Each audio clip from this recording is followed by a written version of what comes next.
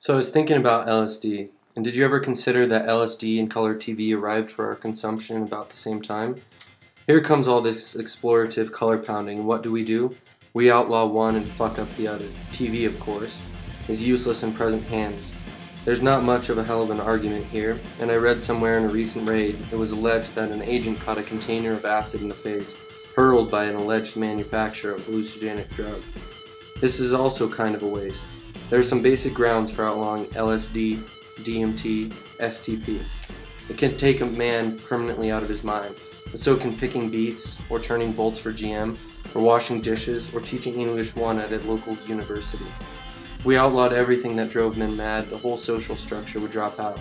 Marriage, the war, bus service, slaughterhouses, beekeeping, surgery, anything you can name. Anything can drive men mad because society is built on false stilts. Until we knock the whole bottom out and rebuild, the madhouses will remain overlooked, and cuts in madhouse budgets by our good governor are taken by me to indirectly imply that those driven mad by society are not fit to be supported and cured by society, especially in an inflationary and tax-mad age. Such money could be better used to build roads or to be sprinkled ever so lightly upon the Negro to keep him from burning down our cities. But I have a splendid thought. Why not assassinate the insane? Think of the money we could save. Even madman eats too much and needs a place to sleep, and the bastards are disgusting. The way they scream and smear their shit on the walls, all that. All we'd need is a small medical board to make the decisions and a couple of good-looking nurses, male or female, to keep the psychiatrist's extracurricular sexual activities satisfied. So let's get back more or less to LSD. As it is true that the less you get, the more chance, say beat picking, it is also true that the more you get, the more you chance. Any explorative complexity, painting, writing, poetry, robbing banks, being a dictator, and so forth takes you to that place where danger and miracle are rather like Siamese twins. You seldom go wire to wire, but while you're going, the living is fairly interesting.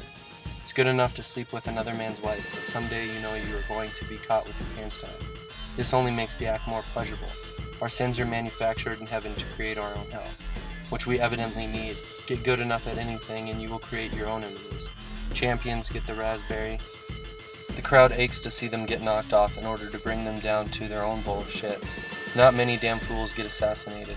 A winner can be brought down by a mail-order rifle, so the fable says, or by his own shotgun in a small town like Kitchen, or like Adolf and his whore as Berlin splits its sides in the last page of their history.